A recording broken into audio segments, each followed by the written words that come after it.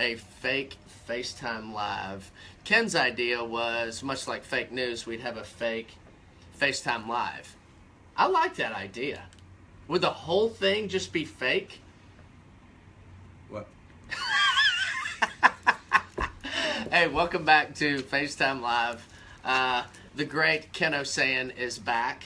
The lovely Miss Pam Newton was here 2 weeks ago. She was great. And Ken's back this week with us. The holidays are nigh upon us. For some people, it's already started. If you're married and your in-laws are still alive, you may have at least 3 holidays, right? You could end up celebrating the holidays at least 3 times. And the odds are decent that one or both of the in-laws are divorced and remarried, you could end up with 5. I mean, so it can get crazy in a hurry. So it's good to be with you guys. Ken, and I talked with Ken a couple weeks ago. I said, hey, would love to have you come and talk a little bit about everything you've learned from the people you work with and how they've learned to manage the holidays well. So that's what we're going to talk about this week.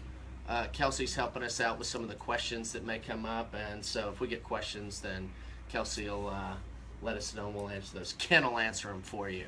You can see them on the bottom of the screen there, Kels. So, all right. So, because I deal so much with addiction, Yeah. and a lot of clients I work with are people I've worked with for a long time, sometimes years. I'm a little bit like the 12-step programs where people don't graduate. So I see people who've been at this recovery stuff for a long time, and they do quite well during the holidays. They really, and some people actually flourish because they've developed skills to deal with the families, to deal with the expectations, to deal with time, to deal with money. That being said, people new into recovery, this can be a very difficult time with... Go. Yeah, no, it can be very difficult. And what I was saying to you was, it's not just for people that struggle with drugs and alcohol, because all of those things, finances, alcohol, family, we all have to deal with that. And that's what I loved. I was asking, we were talking in the hallway, and I said, hey, here's what we're going to talk about this week and how it is for people and the holidays. And your statement to me was, my folks do really good during the holidays. I was like, that would surprise a lot of people and what they think about addictions. And then people that just have families. Like, how do they do that? And that's what I want to talk a little bit about, is how do they do it? Recovery is not about not using alcohol or drugs. You don't use alcohol and drugs, so you have the opportunity to develop skills for adult living. So how do they do it? They have skills. I love that. And a lot of people, and this is the general population, a lot of people grow up without a lot of skills for adult living. We just become adults. We become adults because we've been on Earth 18 years. Not because we graduated from anything. Not because we know history, we know English, we've read literature. We just end up as adults, and many times we end up as adults without a lot of skills. And boy, can families get to us more than almost any phenomenon. So then we're going to change today's topic to Happy Holidays, Skills for Adult Living. Because you and I talk about it all the time. With people that have alcohol or drug problems, yes, you have a problem with alcohol and drugs per se, but what you really have a problem with is life. You have a life problem. You betcha.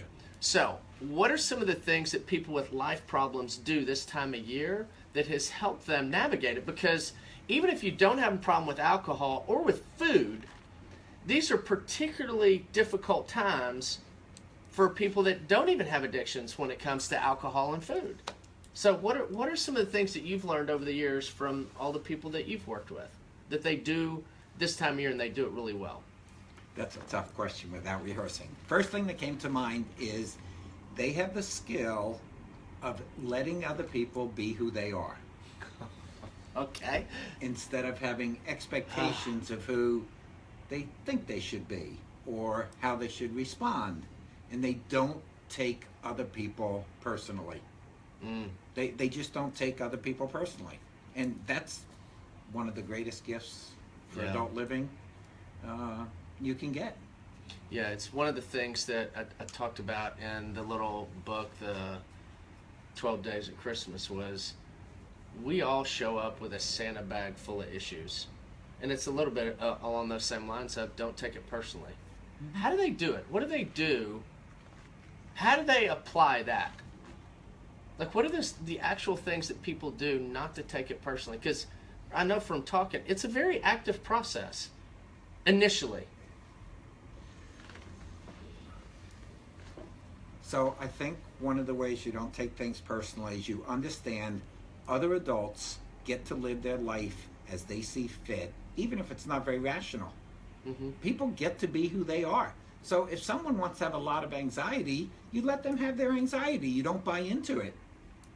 Yeah. Or if they get overwhelmed at Christmas, you let them have their overwhelmed feelings. And you don't try to fix it for them.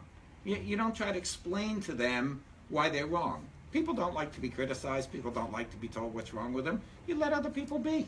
Yeah. Now, that's different than if it's like destructive, like, you know, something horrible is going to happen.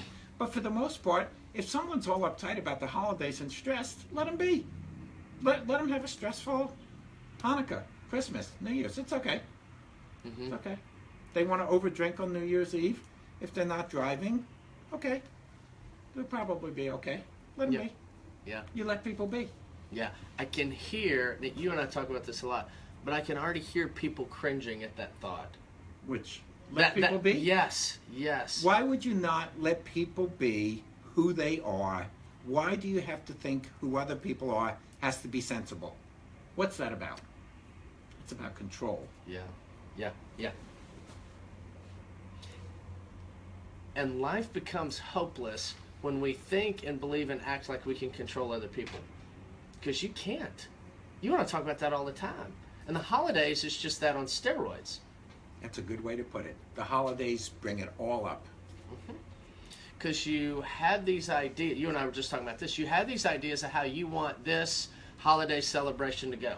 At your house tonight with dinner or presents, or you read something or you do something, and you have all these expectations of how these other 20 some odd adults are going to step into that activity.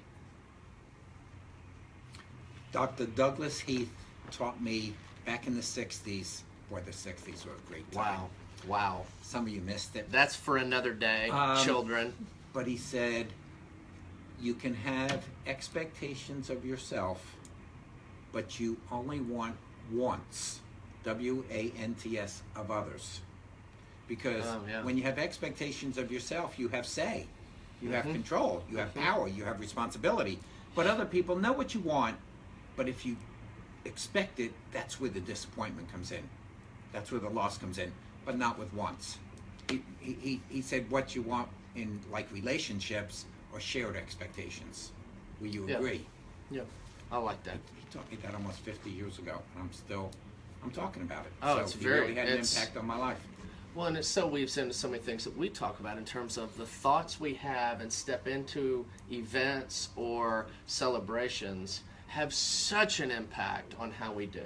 And we don't have time to unpack that first point of allow people to have their own experience. Like I have this client who this Christmas she wants a diamond ring. Oh. And I'll tell you what. The diamond ring? The diamond ring, like for marriage. Yeah. You know what I mean? That's the diamond ring. That someday she'll be eligible for a divorce. So, I'll guarantee you, there's an expectation, not a want, and I bet if she doesn't get it Christmas morning, she's going to have a very unhappy Christmas. Expectations. Yeah. Yeah, I bet. If she gets it, it's going to be really joyous.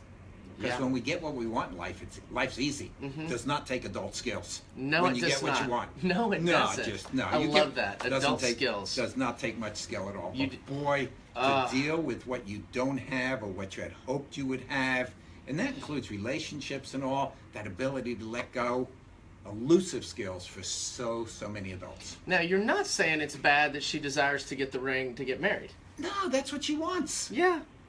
But when she's expecting it, like he must behave in a certain way and deliver this, That's where the trouble is. And if you're No. struggling to know the difference between wants and expectations, wants don't have a lot of details. Like, I want to get engaged on Christmas morning with it snowing, with at least 2 carats, with at least an emerald cut. You're impressed I know all these things about diamonds, aren't you? I wasn't listening. I just But I face think that. that's it. If you're struggling to know, okay, do I want this or is this an expectation? Wants don't have all those details on it. No.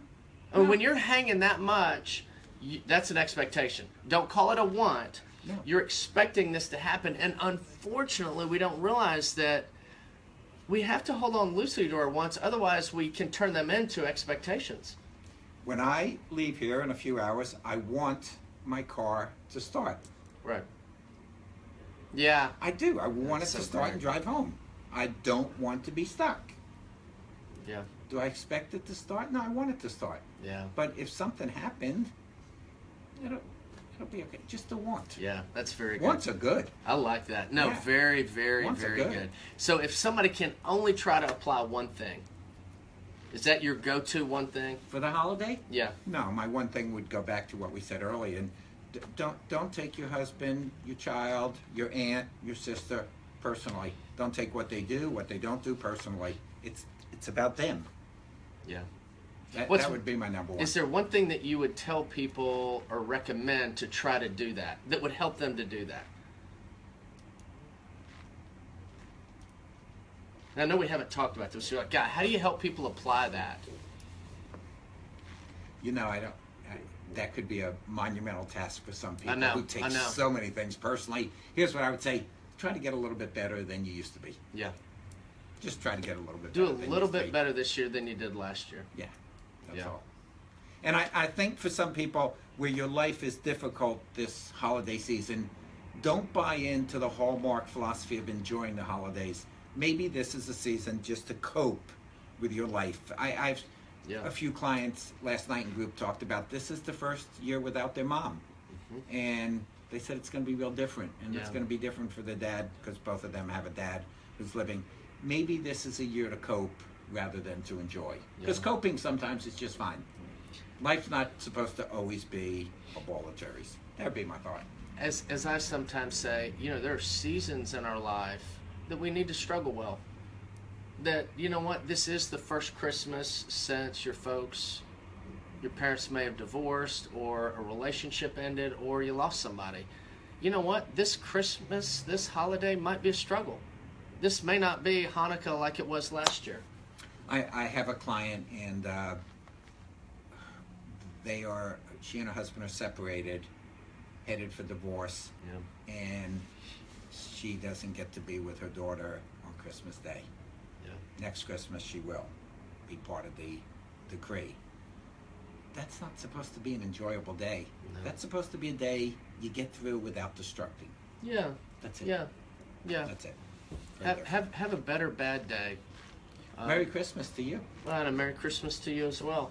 You guys, make sure you tune in, not whatever that word is I just said. Make sure you tune in. In the 60s we said turn on. Yeah, we're not going to do something on the 60s. We're not. Actually, we may do one in the coming months where it's just Ken talking about the 60s or the parts he remembers. We might do that. But the first week of January, don't miss, we're going to have Todd Whitthorne. I don't know if you know Todd. Todd is he is a health and wellness expert. He's been in that field for, a decade or two. He's a president with, I believe it's ACAP, who specializes in nutrition and wellness. They've got a tremendous program to help people manage their weight and all the challenges that come with obesity, but also about healthy living. And Todd is extraordinary. He's more than just a pretty face. If you watch the White Rock Marathon, he's the one that does the color commentating on the White Rock Marathon. Spent a few years on TV. Is he from the Cooper Clinic? He was at Cooper Clinic for a number Awesome. of years. He's with a different organization now. He's outstanding. You'll love him. He's going to talk about health and wellness in the new year. And since a million of Americans make their New Year's resolutions, thought it'd be a good time to talk about how do we live well, live healthy, and I enjoy the new year. And then we'll follow up after that Okay. with the difference between habit-driven behavior and goal-driven behavior, and why so many people start with a new direction in the new year and lose it because of the strength of the habit-driven behavior. Yes. How's that for a topic? Okay. We'll talk about that a lot. Okay. All right. Thank you guys. Have a great holiday. All right. Toodles.